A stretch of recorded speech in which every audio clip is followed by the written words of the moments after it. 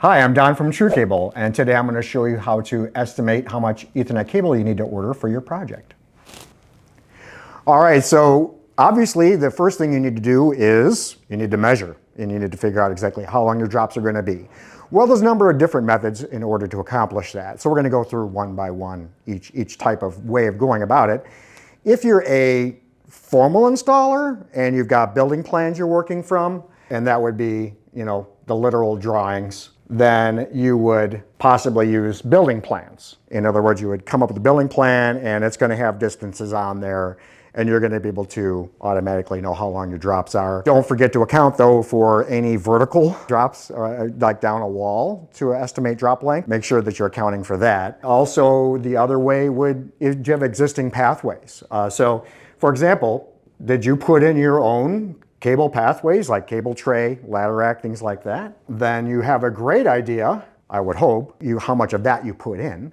So that is going to be a great way of also estimating your drop length. Just be sure that you're accounting for any vertical rises and drops of your cable in that. And this is giving you just a rough estimate at first, and that's what we're going for. So that's if you're more of a formal installer, but you may not have this. You may be beginning to put in your pathways. So a great way of estimating your pathway and drop length, there are several ways of going about it. One would be a measuring wheel. That's probably my go-to method, and they're not terribly expensive items, but they will save your life. So measuring wheels are great because you're going to take it and you're going to start from your telecommunications room or wherever your cable ends up at the patch panel. You're going to get any vertical rises or drops, and you can actually take your measuring wheel and literally run it up and down a wall, as long as it's clean, right? Or you can estimate that vertical rise or drop, run it along the floor, and then account for any more vertical rises or drops. You can even account for it on the floor too, if you want to put the number on the actual measuring wheel. So this is a great way of estimating drop length, and it's one that I often will use myself. But there's other ways. Another good one is counting ceiling tiles. Assuming you have ceiling tiles to count. You may not be in an installation where you have ceiling tiles you can count. But if you do, you know how big they are. So just simply count the number of ceiling tiles, and that'll at least give you your horizontal distance from wherever your patch panel is to your outlets. And remember, no matter what method we're talking about here, each one of those drop lengths is going to be different. So make sure you're getting a different number for each drop. Unless you've got a huge bundle of cable going just from one spot to another spot, then it's all going to be the same. So be sure that you're getting your individual drop and keep track of that. So ceiling tiles, that's a good method. Another one is pacing. So with pacing, you know how long your steps are from, let's say, toe to toe of your feet.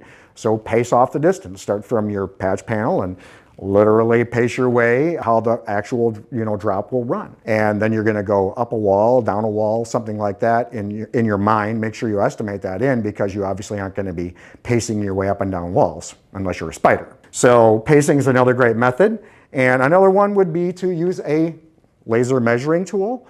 And that's another very precise way of coming up with drop lengths. And you can use that similar to how you would use a measuring wheel. Again, accounting for all vertical drops and rises, things like that. And once you get all those numbers added up of all your drops and all the lengths, and you come up with a total, well, now you have to do some calculations. All right, so now comes the fun part, which is calculations. You're going to need a calculator, in this case, a smartphone with a calculator on it, and you're going to need to do a lot of adding. In fact, you may need to do a lot of adding. It may be useful to actually list each drop on a spreadsheet that you got a length for and start doing some calculations. But it's not enough to get the actual raw measurements that you have obtained for each drop. There's other things you need to calculate in to make sure you don't come up short. The reason being, the most expensive cable on a per foot basis is the one that is 1 foot too short. So with the calculations, you have your raw measurements per drop. That may be something easily done with a calculator. You may need to use a spreadsheet. Then you need to figure service slack. Now, what exactly is service slack? Service slack is so that you can easily accommodate for future adds, changes, mistakes you've made. It may also help out if you made an error during measurement too. So it's one way of recovering for errors. But you're going to need service slack at both ends. For every drop that you measured out with your raw data, you're going to want to add 2 feet at the end of each one of those drops for your service slack at your outlet. That gives you enough distance to terminate your keystone jacks that you're mounting, and it also gives you enough to coil up and push back into the wall. so that if you have to go and change that again in the future, you can go ahead and do that, like change the keystone category. In the telecommunications room, it's a little more involved. I would say if you're a DIY or a small business installer and you've got, for example, a patch panel mounted to a backboard or something, then what I would recommend is just making sure that you can reach the furthest corner of the backboard from where the cable's coming in, and then from maybe side to side, and then use that as your service slack. In a formal telecommunications room, it's a little more than that. That's where you actually want to make sure that the cable reaches from one side of the room to the other, and then floor to ceiling, and that becomes your service slack. However, in your quest for proper amount of service slack, don't accidentally violate your 295-foot permanent link rule. So you may need to reduce service slack to stay under that, so be aware of that. The next thing you're going to add is 1 foot for every turn that your cable makes. That's because as a cable turns like this, it obviously takes up distance. So it's not just a simple like that.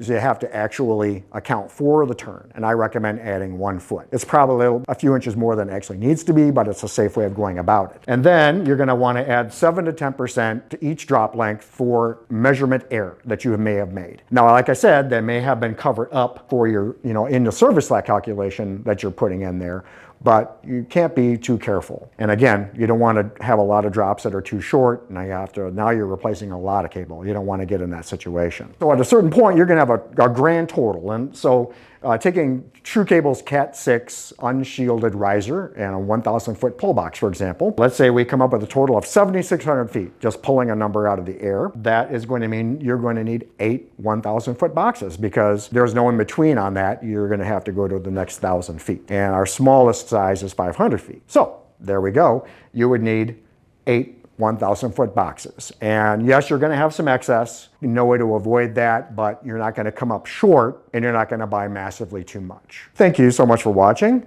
Don't forget to like and subscribe, and happy networking.